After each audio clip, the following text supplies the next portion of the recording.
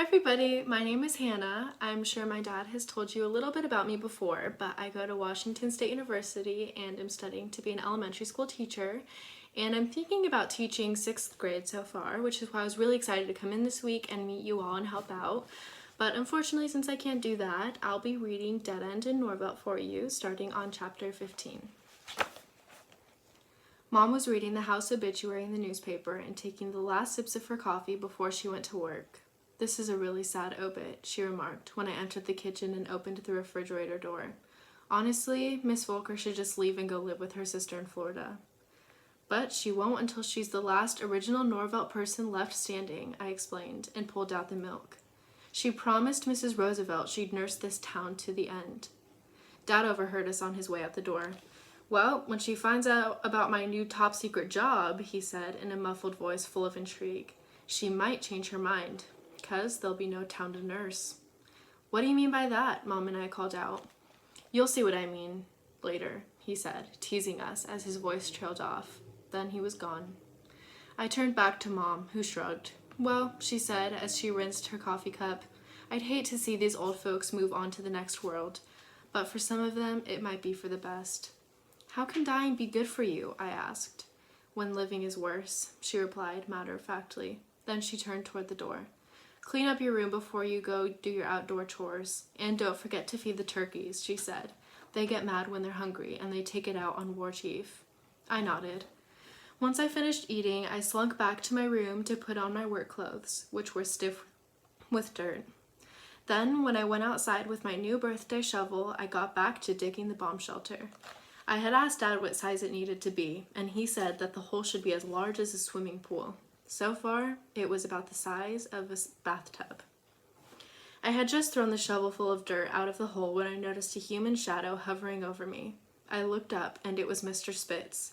He had a camera pressed against his squinty face. "What are you taking a picture of?" I asked. I heard a click, and he lowered the camera. "Gantos boy, take a look at that runway," he said loudly, and pointed accusingly at it. "That airplane and runway are going to be trouble for your dad." I looked over at the runway. Dad had flattened it out, and he had the J3 almost ready to fly. All he had to do was connect the wings, start the engine, and take off right out the back door. I knew he would be really upset if Mr. Spitz turned the town against his plans.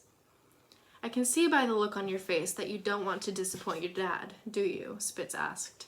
"I also heard that he's been taking flying lessons over in Kecksburg, so I'd hate to make him plow up this new runway." Dad had only told me about his flying lessons. He didn't dare tell Mom, but somehow that nosy Mr. Spitz seemed to know everything.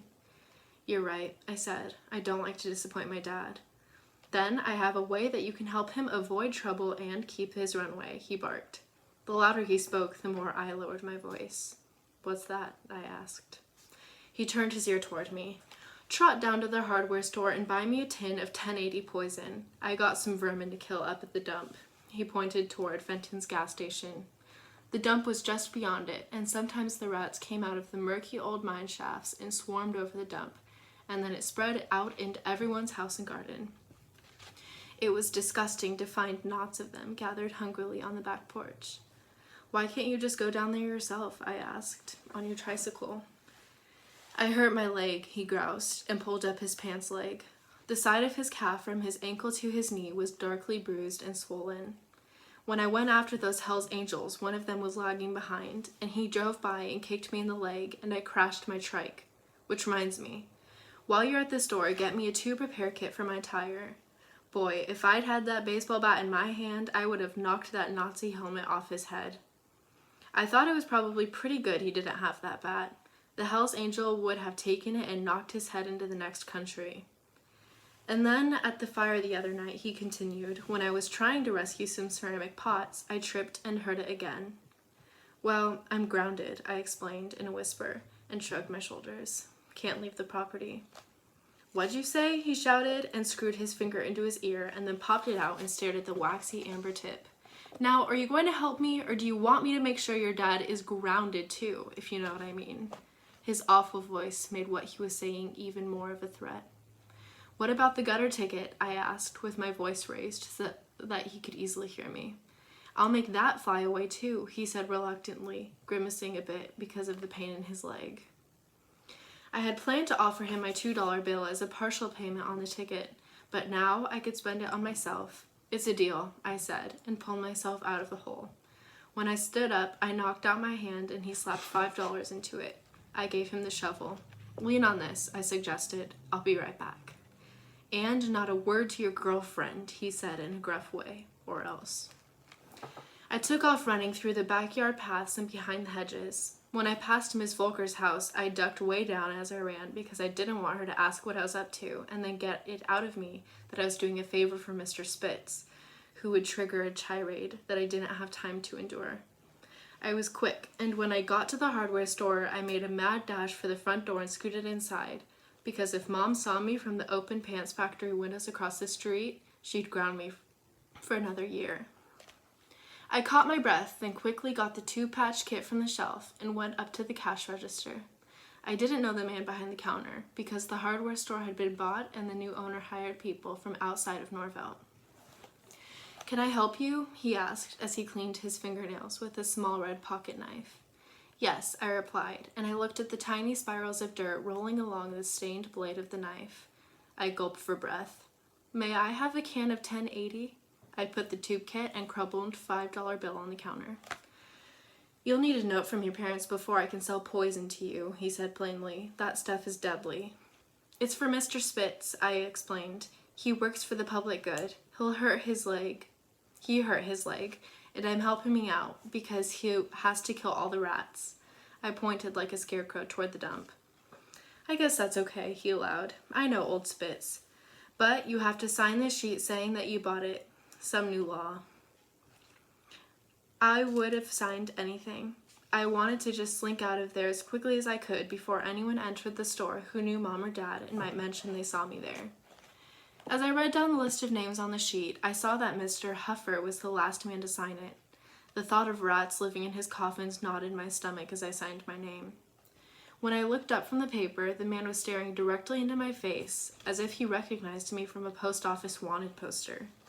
Your nose is bleeding, he said slowly, and pointed at it with the blade of his skinny little knife. On the left side. Just then, a drop of blood slid down my lip, and it plopped onto the soft paper, where a moment before I had written my name. I stared down at the red spot of blood as it spread through the paper fibers. I did not like how that looked. I wiped my nose on my forearm and saw a ruddy streak from my wrist to my elbow. Thanks, I said, sniffing loudly, and then nervously added, I have Hemingway liver disease. He looked at me like I was already insane. I grabbed the bag off the counter and quickly turned toward the door. Once I was outside, there was more blood. I thought maybe my nose was bleeding because of all the running I did, but I had a feeling it was more than that. The blood drop on my name was a bad omen. Maybe it was because I had broken the rules and left the yard, and I was worried about it. Or it was because I didn't really trust making deals with Mr. Spitz.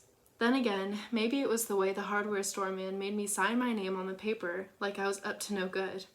Or that seeing Mr. Huffer's name gave me creepy thoughts. I wasn't sure. All I knew was that I was bleeding on one side and I didn't want Miss Volker to try and fix me again.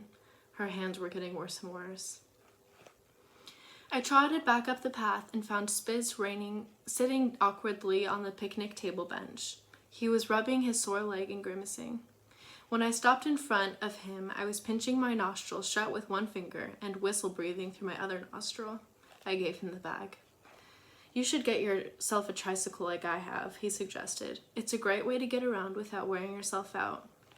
I didn't want to say anything that might offend him, like, tricycles are for kindergarteners, grow up. So I just said, I'll ask Santa for one. He reached out and patted me on the back. I hope you're on the good list, he roared, then let out a booming ho ho ho Santa laugh. I didn't think I was on the good list. Then he painfully stood up and winced when he put the weight on his bad leg. I should move to Florida, he said, grunting with every word. And if that Miss Volker knew what was good for her, she'd move there too. But she's determined to be the last original Norvelter standing, I said. Don't remind me, he said impatiently. I know about her stubborn promise to Mrs. Roosevelt. Yes, I confirmed. She's dedicated. Well, some of those old ladies might live past 100, he said. I thought you said you'd live to be 103, I reminded him. That's just bluster, he replied, and squeezed his eyes together when he moved his leg. For now, I better limp up to the dump before those rats multiply and take over the town. What would Mrs. Roosevelt think of that? I pointed toward the runway. Thanks, I said, for not causing trouble. One good turn deserves another, he replied, and began to hobble away. Then he turned and stopped. Really, he said, don't mention to anyone I was ever here, or they'd know I saw the runway and it would cause me some trouble. And if I'm in trouble, he said, pausing, pointing toward the runway for effect, then you're in trouble. I turned back my head, and the moment I unpitched my nose, the blood gushed down like a busted pipe and splattered all over my jeans and my sneakers. It made me nervous. I just knew something bad was headed my way. As soon as Mom came home from work, she dropped her purse like dropping an anchor and marched down the hallway. You disappoint me, she hollered before she even reached my doorway. It was one of the worst things she could have said, and then stomped into my room. I could tell by the stern look on her face that she did not come to kiss me. Hand over your get-out-of-jail-free card, she ordered, and held out her hand. I saw you running out of the hardware store from the factory window. I didn't dare argue with her because I might have to tell her everything about Spitz and the ticket and the 1080, so I just looked her in the eye and said, I'm sorry. I had to get out of the house and run around a bit. It was stupid of me. That was stupid, but at least you weren't a liar, she said. But you did violate my trust. And if I can't trust you, then it makes me realize that you can't trust yourself to make good decisions. Remember, a person must lie to himself first before he lies to others. Think about that. Then she turned and stomped out the door. I knew she was more disappointed with me than angry, and that really hurt most of all. But I just couldn't tell her the whole truth about the ticket and Mr. Spitz and his threat to have Dad's runway closed down. One lie always leads to another, and the moment that historic truth seemed like a historic curse.